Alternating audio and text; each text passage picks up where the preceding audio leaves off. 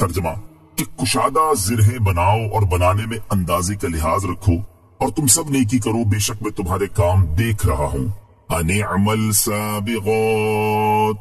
کہ کشادہ زرہیں بناؤ۔ ارشاد فرمایا کہ ہم نے حضرت داؤد علیہ السلام کے لیے لوہا نرم کر کے ان سے فرمایا کشادہ زرہیں بناؤ اور بنانے میں اندازے کا لحاظ رکھو کہ اس کے حلقے ایک جیسے اور متوسط ہوں، بہت تنگ یا کشادہ نہ ہوں۔ اپنے ہاتھ کی کمائی سے بہتر کوئی کمائی نہیں۔ علامہ اسماعیل حقی رحمت اللہ تعالی فرماتے ہیں اس آیت سے معلوم ہوا کہ عظمت و فضیلت رکھنے والی کسی شخصیت کا ذریعہ معاش کے لیے کوئی صنعت اور فن سیکھنا جائز ہے، اور اس سے ان کے مرتبے میں کوئی کمی نہ ہوگی بلکہ ان کی فضیلت میں اور زیادہ اضافہ ہوگا، کیونکہ اس سے ان کی عاجزی کا اظہار ہوگا اور دوسروں سے بے نیازی بھی حاصل ہوگی۔ یاد رہے کہ عمومی طور پر ہر شخص کو چاہیے کہ وہ اپنے ہاتھ کی محنت سے کمائے اور اس سے خود بھی کھائے اور دوسروں کو بھی کھلائے۔ احادیث میں اس کے بہت فضائل بیان ہوئے ہیں۔ نمبر 1، حضرت مقدام رضی اللہ تعالیٰ عنہ سے روایت ہے، رسول کریم صلی اللہ تعالیٰ علیہ وسلم نے ارشاد فرمایا کسی نے ہرگز اس سے بہتر کھانا نہیں کھایا جو وہ اپنے ہاتھ کی کمائی سے کھائے، اور بے شک اللہ تعالیٰ کے نبی حضرت داؤد علیہ السلام اپنے ہاتھ کی کمائی سے کھایا کرتے تھے۔ نمبر 2، حضرت مقدام رضی اللہ تعالیٰ عنہ سے روایت ہے، رسول اکرم صلی اللہ تعالیٰ علیہ وسلم نے ارشاد فرمایا آدمی کی اس سے بہتر کوئی کمائی نہیں جو وہ اپنے ہاتھ سے کام کر کے کمائے، اور وہ جو کچھ اپنی ذات، اپنے اہل خانہ، اپنی اولاد اور اپنے خادم پر خرچ کرتا ہے وہ سب صدقہ ہوتا ہے۔ نمبر 3، حضرت ابو ہریرہ رضی اللہ تعالیٰ عنہ سے روایت ہے، نبی اکرم صلی اللہ تعالیٰ علیہ وسلم نے ارشاد فرمایا گناہوں میں سے بہت سے گناہ ایسے ہیں جنہیں نہ نماز مٹاتی ہے، نہ روزہ مٹاتا ہے، نہ حج اور عمرہ مٹاتے ہیں۔ صحابہ کرام علیہم رضوان نے عرض کی یا رسول اللہ صلی اللہ تعالیٰ علیہ وسلم پھر کون سی چیز ان گناہوں کو مٹاتی ہے؟ ارشاد فرمایا رزق تلاش کرنے میں غمزدہ ہونا۔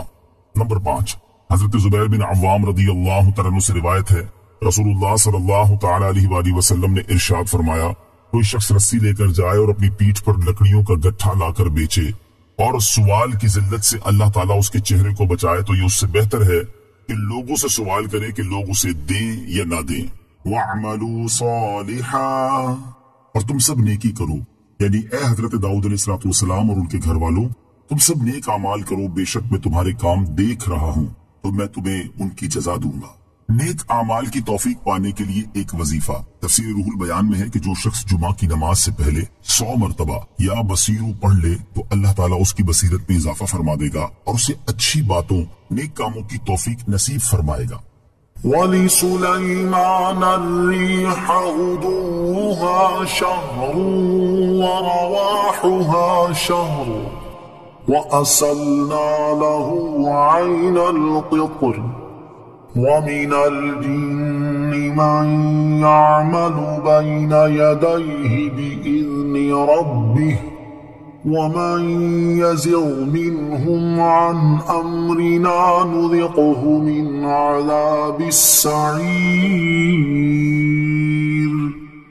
ترجمہ اور ہوا کو سلیمان کے قابو میں دے دیا، اس کا صبح کا چلنا 1 مہینے کی راہ اور شام کا چلنا 1 مہینے کی راہ کے برابر ہوتا تھا، اور ہم نے اس کے لیے پگھلے ہوئے تانبے کا چشمہ بہا دیا اور کچھ جن قابو میں دے دیے جو اس کے آگے اس کے رب کے حکم سے کام کرتے تھے، اور ان میں سے جو بھی ہمارے حکم سے پھرے ہم اسے بھڑکتی آگ کا عذاب چکھائیں گے۔ وَلِسُلَيْمَانَ الرِّيحَ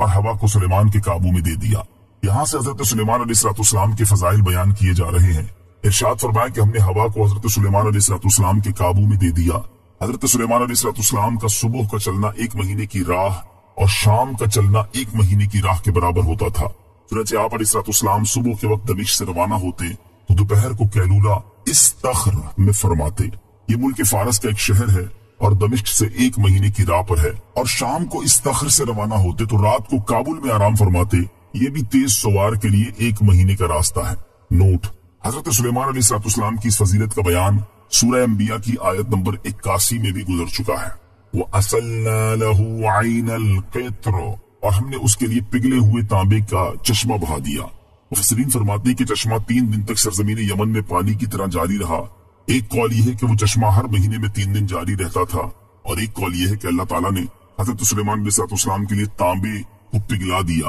جیسا کہ حضرت داؤد علیہ السلام کے لیے لوہے کو نرم کیا تھا۔ وَمِنَ الْجِنِّ اور کچھ جن، حضرت عبداللہ ابن عباس رضی اللہ تعالیٰ عنہما فرماتے ہیں کہ اللہ تعالیٰ نے جنات کو حضرت سلیمان علیہ السلام کے قابو میں دے دیا اور انہیں حضرت سلیمان علیہ السلام کے احکام کی پیروی کرنے کا حکم دیا۔ नोट,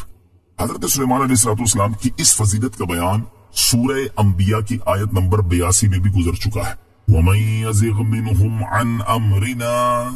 और उनमें से जो भी हमारे हुक्म से फिरे, इरशाद फरमाया कि जिन्नात में से जो भी हमारे हुक्म से फिरा और उसने हजरत सुलेमान अलैहिस्सलाम की फर्माबरदारी न की तो हम उसे भड़कती आग का अजाब चखाएंगे। एक कौल यह है कि हजरत सुलेमान अलैहिस्सलाम की नाफरमानी करने वाले जिनों को आखिरत में भड़कती आग का अजाब चखाया जाएगा, और एक कौल यह है कि अजाब दुनिया में ही चखाया गया। और ये इस तरह हुआ कि अल्लाह ताला ने जिन्नात पर एक ऐसा फरिश्ता मुकर्रर फरमा दिया जिसके हाथ में आग का कोड़ा होता था, और जो जिन हजरत सुलेमान अलैहिस्सलाम की इताअत से रूगर्दानी करता तो वो फरिश्ता आग के कोड़े से उस जिन को ऐसी जरब मारता कि वो उसे जला कर